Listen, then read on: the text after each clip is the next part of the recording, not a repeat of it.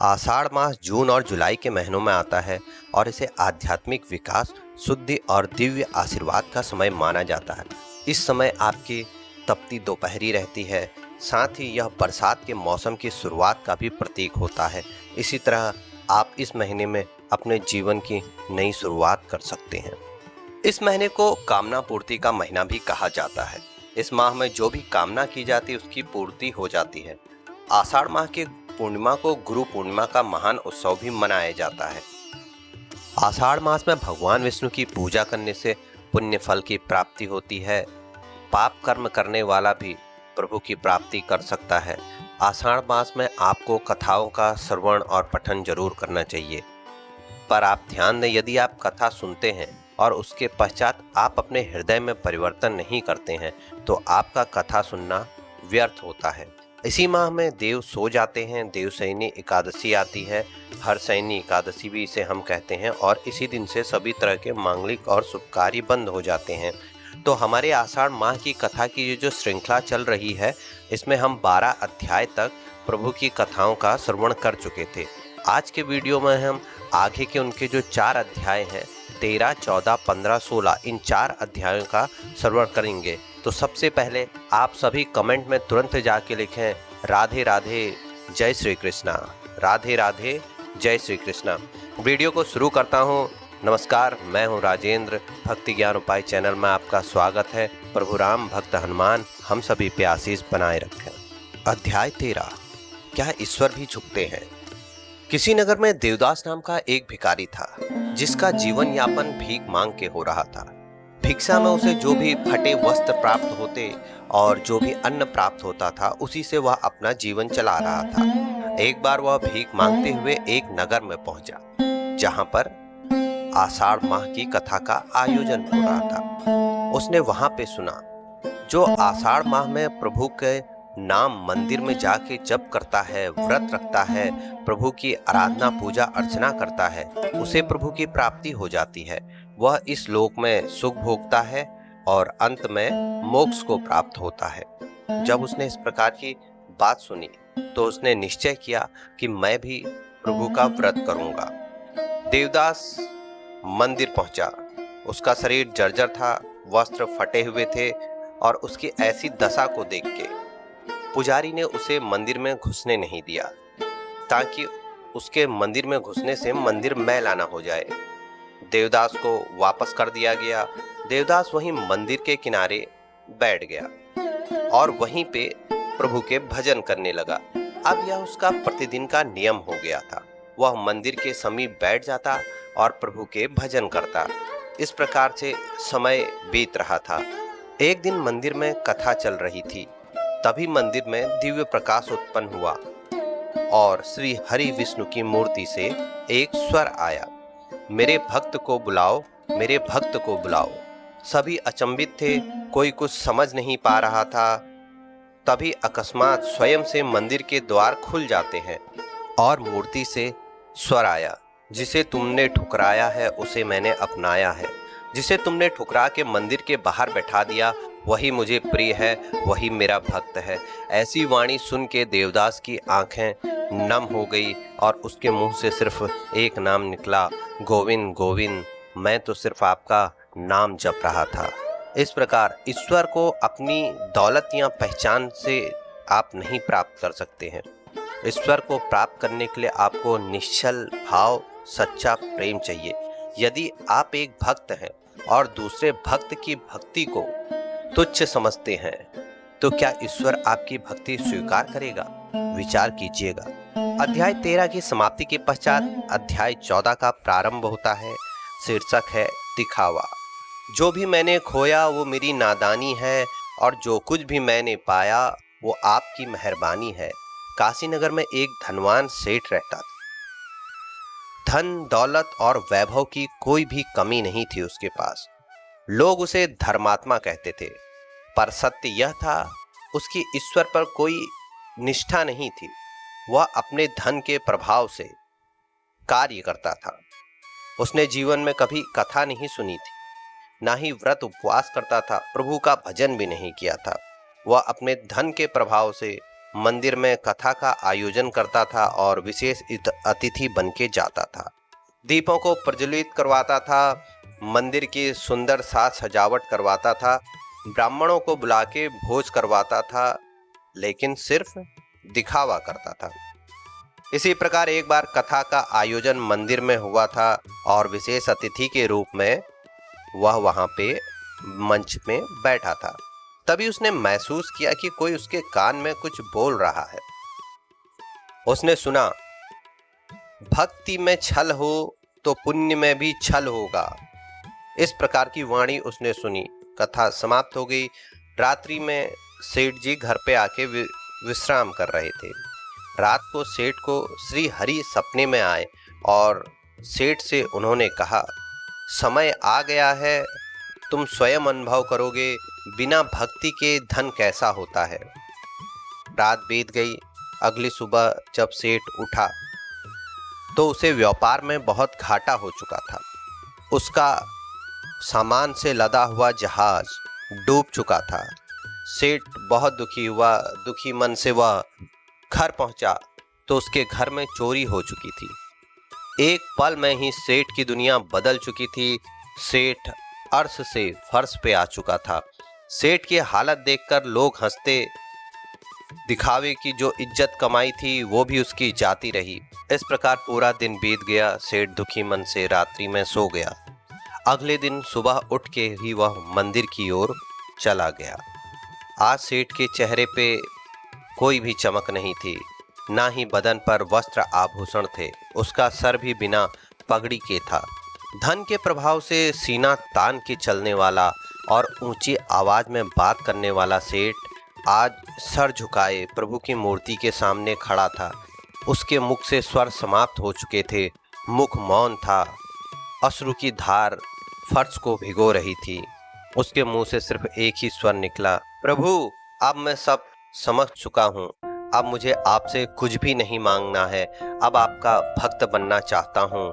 मुझे अपनी भक्ति का धन दे दो प्रभु, कृपा करो। उसी समय एक बालक सेठ के नजदीक आया। उसने सेठ को प्रसाद दिया। उस बालक की आंखों में एक अनोखी चमक थी और वह बालक सेठ से बोला, अब तुम्हें सच्चे धन की प्राप्ति हुई है। उसी दिन से सेठ प्रभु का दास बन गया और मंदिर की सीढ़ियों में बैठकर हर आषाढ़ मास में भक्तों को प्रसाद वितरित करता, प्यासों को पानी पिलाता और असहायों की मदद करता है। यह कथा हमें सिखाती है, दिखावे की भक्ति से आप समाज के प्रिय बन सकते हैं, लोगों के प्रिय बन सकते हैं, लेकिन प्रभु की नजरों में नहीं। आप प्रभु के प्रिय तभी बनेंगे जब आप प्रभु की सच्ची भक्ति का मार्ग अपनाएंगे। अध्याय 14 समाप्त होता है और अध्याय 15 का प्रारंभ होता है। सभी कमेंट पे लिखें हरे कृष्णा। शीर्षक है विधवा स्त्री की भक्ति। भगवान पर विश्वास आपको उसी प्रकार करना चाहिए जिस प्रकार आप पिता पर विश्वास करते हैं कि यदि वह आपको हवा में उछालते हैं तो आप डरते नहीं, आप हंसते हैं, क्योंकि आप जानते हैं कि वह आपको गिरने नहीं देंगे। उसी प्रकार प्रभु भी हमारे पिता हैं। उन पर ऐसा विश्वास रखिए कि कितनी भी विषम परिस्थिति हो आपको हंसना है, क्योंकि वह आपको गिरने नहीं देंगे। एक विधवा समाज में कई प्रकार के सामाजिक बंधनों में बंधी होती है। गौरी भी एक ऐसी ही विधवा स्त्री थी जिसकी मांग का सिंदूर अब सूना हो चुका था, लेकिन उसे प्रभु की भक्ति थी। विधवा होने के पश्चात भी वह प्रभु का नाम ही लेती थी, लेकिन समाज के डर और तानों के कारण वह व्रत कथाएं कुछ भी न सुन पाती थी और न ही मंदिर जाती। एक दिन गौरी ने संकल्प लिया, मैं इस आषाढ़ मास में पूर्ण व्रत करूंगी। समाज इसे माने या न माने, उनकी स्वीकृति की मुझे कोई परवाह नहीं। यह निश्चय कर वह मंदिर पहुंची। सभी उसे देख के चौंक गए।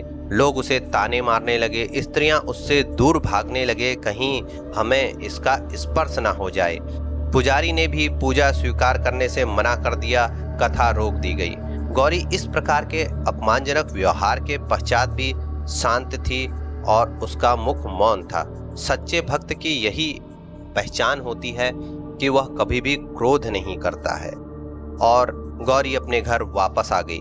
उसने अपने घर की तुलसी में ही दीप प्रज्वलित किया और आषाढ़ मास के व्रत करने का संकल्प लिया और अन्न जल त्याग दिया।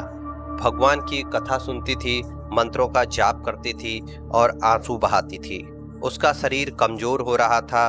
लोग उसे पागल कहने लगे और साथ ही उसे अपशकुनी भी बोलते थे। समय बीतता गया और एक दिन आषाढ़ मास की पूर्णिमा की वह रात थी और गौरी अचानक अपना सुध बुध खो बैठी और बेहोश हो गई। लोगों ने कहा अपशकुनी है, इसका यही हाल होना था। उसी समय गांव में तूफान आ गया। भयंकर गर्जना के साथ बादल गरजने लगे, मानो ऐसा लग रहा था कि आसमान फट जाएगा। लोग डर गए और बोलने लगे, इस अपशकुन की वजह से ही गांव में कोई विपदा आने वाली है। तेज हवाएं चलने लगी, मंदिर के घंटियां स्वयं बजने लगी, मंदिर के कपाट खटखटाने लगे। सभी गांव वाले मंदिर की ओर भागे। मंदिर के अंदर से एक तीव्र प्रकाश आ रहा था। उसी समय आकाश में बिजली कौंधी और आकाशवाणी हुई, जिस गौरी को तुम अपशकुनी मनहूस कहते हो, जिसको अपवित्र कहते हो, उसकी सच्ची और निश्चल पवित्र भक्ति ने मुझे यहाँ आने पर मजबूर कर दिया। लोगों ने जब ऐसा सुना, वह तुरंत ही गौरी के घर की ओर भागे। उन्होंने गौरी को उठाया, उसके मुंह पे पानी के छींटे मारे। धीरे धीरे गौरी को होश आ रहा, लेकिन वह अपनी अर्ध बेहोशी की हालत में भी कृष्ण कृष्ण जप रही थी। गौरी ने जब आंख खोली तो देखा उसके इर्द गिर्द गांव वाले हैं। वह अचंभित हुई।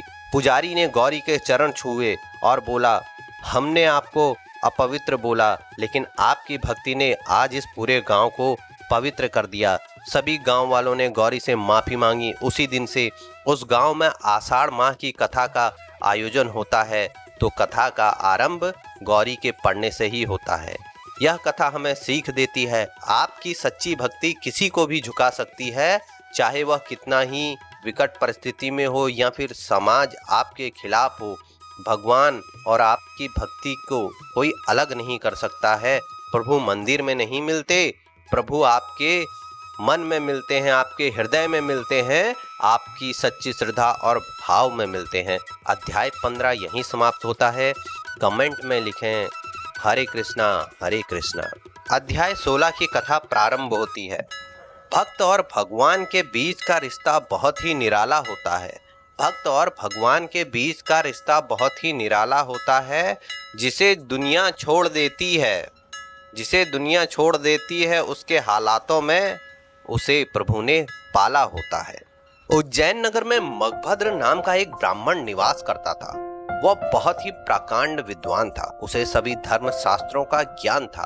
वह नित्य क्रम से निर्वृत्त होकर नित्य पूजा पाठ करता था और इन्हीं कठोर नियमों में उसने अपने परिवार को भी बांध रखा था। आषाढ़ माह आया, व्रत के नियम और भी कठोर हो गए। सूर्योदय से पहले सभी को उठना था, बिना अन्न जल के व्रत करना था। वह अपनी भक्ति के अनुसार, उसके भक्ति के नियम काफी कठिन थे।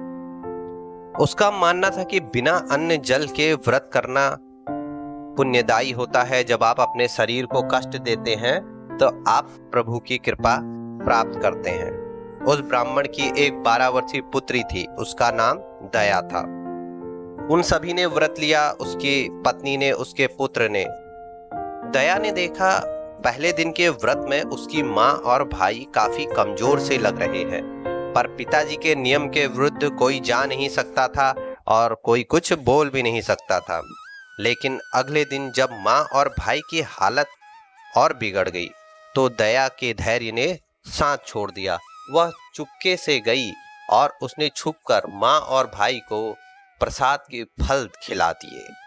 पिताजी को जब यह बात मालूम चली, पिताजी ने जब यह देखा तो वह अत्यंत क्रोधित हुए। उन्होंने दया से कहा, पुत्री, तूने मेरी आज्ञा नहीं मानी, प्रभु भक्ति के नियम तोड़ दिए, वो प्रभु कभी भी तेरी भक्ति नहीं स्वीकार करेंगे। और इस प्रकार के कटु वचन बोले। दया काफी दुखी हुई। दिन बीत गया।